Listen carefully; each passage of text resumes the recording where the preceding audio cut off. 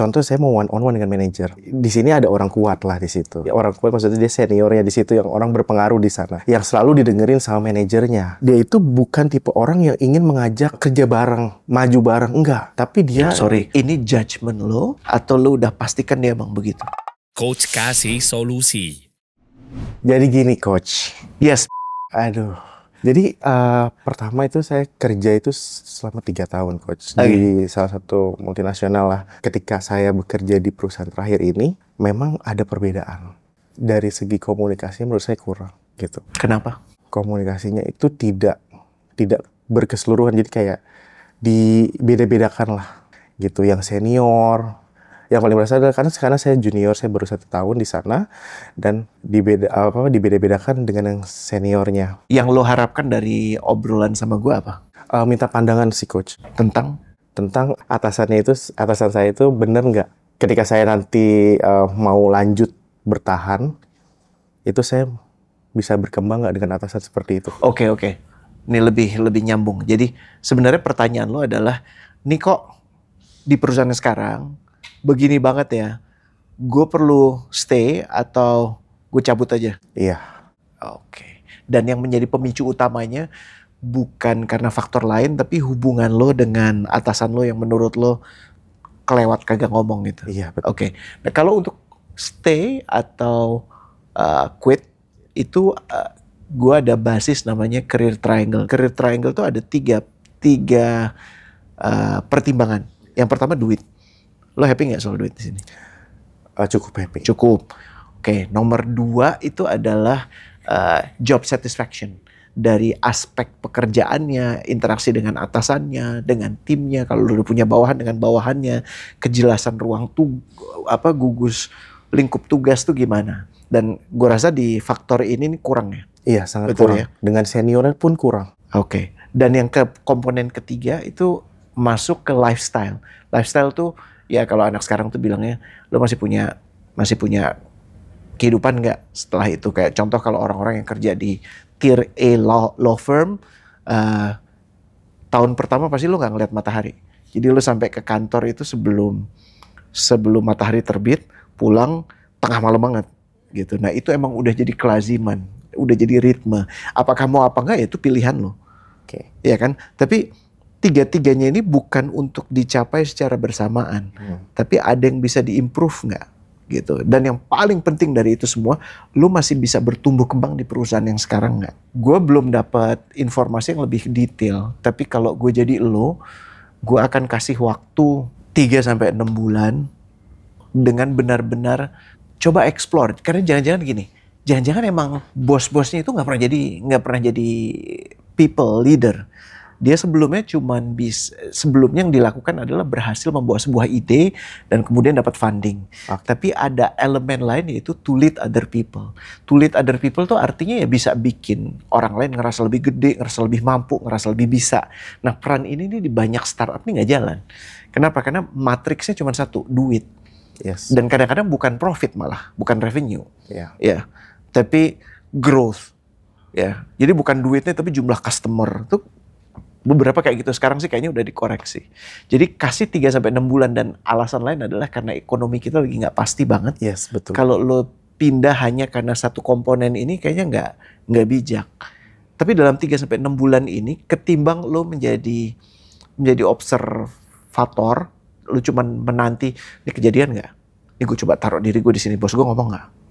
Gitu ya. Yang lo lakukan adalah lo duluan yang bilang, bos, I need clarity from you, boleh nggak? Gue boleh nggak minta one-on-one sesi sama dirimu? Gue kaget loh, asli gue kaget. Di Indonesia kalau gue nanya 10 orang, berapa banyak yang minta one-on-one?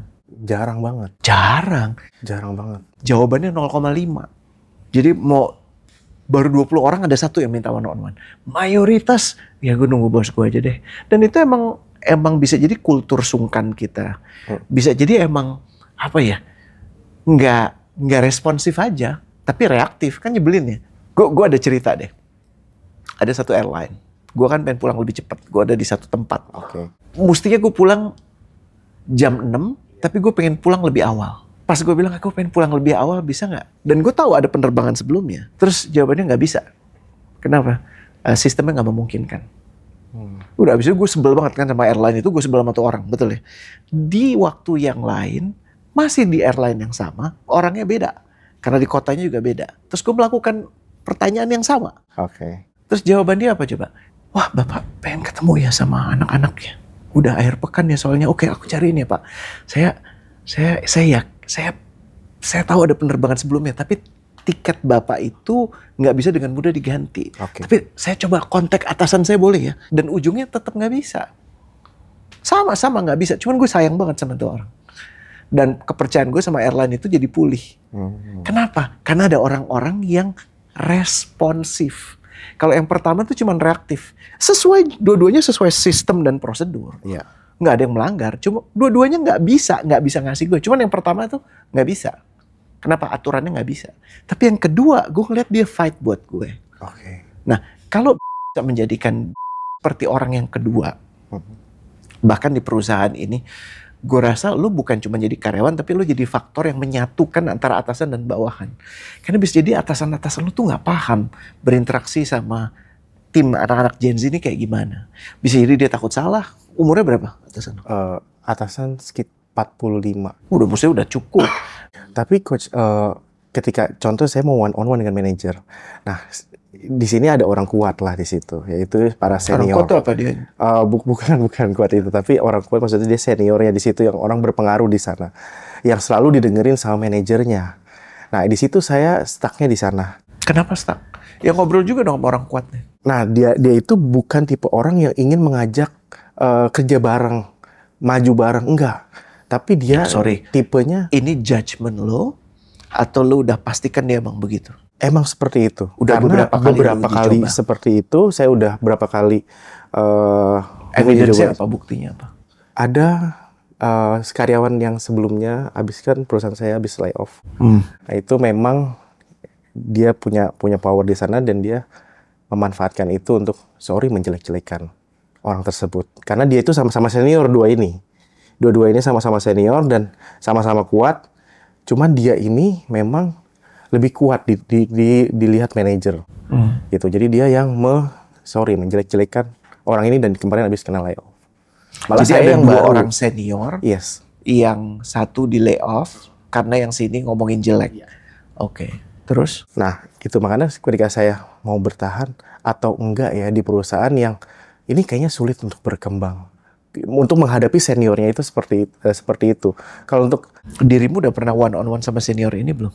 One on one pernah. Tapi bukan secara pekerjaan. Tapi di luar nongkrong gitu. Efeknya gimana? Memang ada yang punya kedekatan lebih oke lah. Maksudnya berkembang gitu. Kedekatan saya tadinya nggak terlalu dekat dengan senior itu, tapi sekarang mulai oke. Cuman saya lihat dia itu memang belum mengarah ke saya untuk menjatuhkan saya, gitu loh. Jadi lo mengantisipasi, tinggal nunggu waktu nih gue juga kena. Betul, gitu. Karena memang kesulitan di itu karena ketika kita mau nanya tersebut, udah lewat saya dulu deh, lewat gue dulu deh, gitu. Jadi dia membatasi, gitu loh. Padahal sebenarnya saya bisa melakukan itu karena saya junior. Itu dia ya seperti itu, ya itu udah budayanya dari divisi tersebut. Dia atasan lo? Kalau secara itu enggak, sama. Tapi senior. Karena saya baru 1 tahun, dia udah 3 tahun. Kadang-kadang kita punya cara pandang tentang orang yang dibentuk oleh 1-2 hal. Yang terjadi di sebelumnya. Tapi kita kerap nggak tahu ceritanya orang. PR-nya bisa nggak cari tahu orang ini. Hidupnya kayak gimana, mungkin di pekerjaan dia sebelumnya, ngobrol aja sama dia supaya dirimu lebih paham dia. Karena problem itu kadang-kadang muncul karena kita bukannya paham tapi kita sok paham gitu, tahu ya. Oh, gue udah tahu nih orangnya kayak begini pasti begini. Kalau memang sudah benar-benar meluangkan waktu untuk benar-benar memahami dia dan kesimpulannya masih tetap sama setelah 3 atau 6 bulan, lebih baik energimu diarahkan untuk mencari pekerjaan baru. Betul. Gitu. Tapi kalau sekarang nih yang saya khawatir ini lagi cari pembenaran untuk nggak di situ. Padahal sebenarnya yang dibutuhkan bisa jadi dirimu untuk connect lebih baik dengan orang itu. Bisa jadi keberadaan membuat orang itu jadi lebih baik. Nah itu Paham yang saya mau sebetulnya. Kalau kita nggak bisa mendapatkan situasi lingkungan yang baik, kenapa nggak kita menjadi orang yang membaikkan situasi, membaikkan lingkungan? Paham ya? Nah, mau apa nggak tergantung keputusanmu mau yang mana. Karena nggak bisa dua-duanya. Nah, keputusan itu yang akan menentukan flow energimu ini gimana. Karena kalau flow energinya itu masih cari pembenaran, nggak akan punya energi yang cukup buat memperbaiki keadaan. Gitu. Emang kalau bisa jadi yang sadar ini baru dirimu. Ya kenapa nggak dirimu aja mulai inisiatif ini. So, paling utama apa tadi nomor 1, putuskan lo mau yang mana. Ya lo mau stay atau enggak. Kalau lo mau stay, apa yang lo lakukan? Perbaiki keadaan. Sampai satu titik itu lo yang menentukan sendiri, Bian yang menentukan sendiri, bahwa saya udah nggak bisa lagi, saya udah lakukan semuanya, karena takdir tuh di ujung ikhtiar ya. Gue nggak bisa, oke. Abis itu, ya bikin rencana untuk pindah. Kan baiknya punya pekerjaan dulu sebelum pindah, betul? Iya betul, Coach. Gitu. Cuman kan sekarang kan ya kalau untuk nyari kerja itu kan lagi susah. Lagi banyak PHK juga gitu. Itu yang makanya saya pikir ya gimana ya. Jangan hidup di angka statistik. Karena kalau pekerjaan itu ada atau pekerjaan itu nggak ada, sebenarnya pekerjaan selalu ada. Cuman kita relevan nggak buat pekerjaan itu. Kalau kita punya rekam jejak yang bagus, punya network yang kuat, mau dunia keadaannya kayak gimana, orang yang mencari kita kok. Ya, jadi jangan, kalau memang dirimu mau keluar, jangan dihalangi oleh keadaan pasar, tapi bikin rencana mau keluarnya kemana. Ya, jadi jangan menjadikan keadaan itu sebagai alasan. Tapi kan tadi kan Coach bilang ya, kalau untuk kita berusaha untuk yang beda nih di situasi sekarang, di situasi kerja saya. Nah tapi memang budaya yang udah berlangsung tuh emang seperti itu budaya di kantor tersebut. Nah itu makanya saya tuh bingung untuk bisa gimana kalau saya secara itu junior mendobraknya itu seperti apa? Budaya itu perilaku yang menjadi kebiasaan yang sudah mendarah daging. Kalau mau benahin dari perilakunya. Karena kalau sebagai orang baru untuk coba membongkar keadaan nggak bisa. Yang bisa kau lakukan adalah memulai kebiasaan-kebiasaan baru, gitu. Dan untuk mengubah budaya itu tugas leader. Jadi kalau kau melihat budayanya ini udah nggak baik, lu mendingan gini aja. Seburuk apa sih? Kalau emang masih bisa ditolerir, stay perbaiki keadaan sampai dirimu ada di satu posisi untuk mengubah keadaan itu. Yang perlu dicari adalah bagaimana saya menjadikan budaya itu sedikit lebih baik dengan adanya saya. Itu lebih waras. Karena lo nggak boleh nyalain siapa-siapa. Kalau budayanya problem, yang salah siapa? Siapapun kecuali lo kan. Iya. Tapi kalau yang salah adalah saya bisa melakukan sesuatu. Tarik ke yang bisa lo kendalikan, bro. Kalau untuk kita berkembang, nah itu apakah tadi yang Coach sudah dengar ceritanya itu apa kita harus stay di situ? Kita ini mau berkembang, bukan memperbaiki yang seperti itu. Memperbaiki itu perkembangan. Memperbaiki keadaan itu pertumbuhan, itu perkembangan, itu growth. Jadi growth itu jangan dipikir cuma dari manajer ya di senior manager, jadi general manager, bukan. Itu growth, tapi growth itu juga adalah punya kualitas interaksi yang lebih baik dengan atasan. Membuat satu kebiasaan baru sehingga meeting gak lebih dari 1 jam. Jadi pertumbuhan itu gak selalu tampak, tapi dirasakan. Contoh, kalau nyebar benih bro, dia sebelum ke atas, dia ke bawah dulu. Nah sementara masih di bawah kan kita gak bisa bilang, gak tumbuh-tumbuh nih, udah sepekan. Kalau tanamannya kayak tanaman misalnya beringin, itu tumbuhnya lebih lama. Dan pada saat tumbuh seperti ini, yang ke bawah itu lebih lagi. Jadi jangan mengecilkan makna hal-hal yang kayaknya nggak tampak gitu. Aman? Aman, Coach. Kita jumpa lagi nanti dan gue doakan apapun yang lo rencanakan, niat baik lo semua dimudahkan. Tapi yang paling penting jangan merasa sendiri. Bagaimana ini bisa ngobrol sama gue? Kalau tadi sebelum kegiatan ini sempat berkisah kan, tadinya cuman ya udah deh kita lihat diterima gak ya?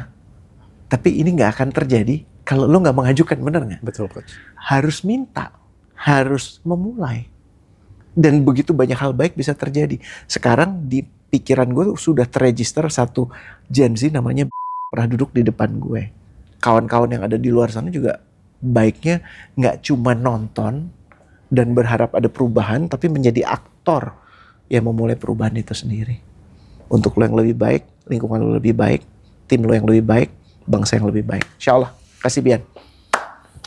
Coach Kasih Solusi.